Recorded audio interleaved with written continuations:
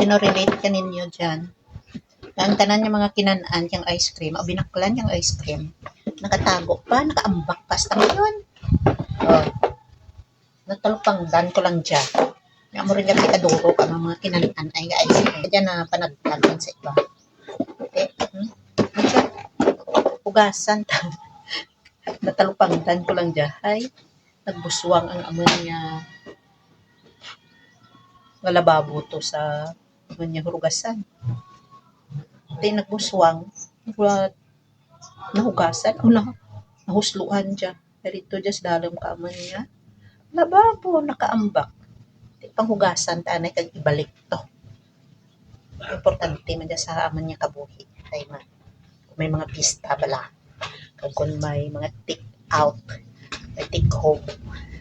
Pwede naman niya masidlan. Pag ipadara sa gusto magdara kang amon niya Pasko.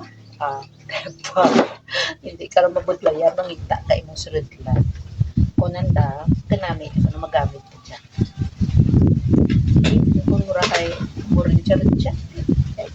Pero sa pinakadlaw ko may maglubas naman ng bakal plastic. Hindi na dyan mabakal. Baligya ka dyan. Kasi pwede na ibakal kang ginamos nga ng bili. 10 pesos. No? That's all. Amo lang ramong hambal ko. Party sa ginatawag nga ang surudlan kang ice cream.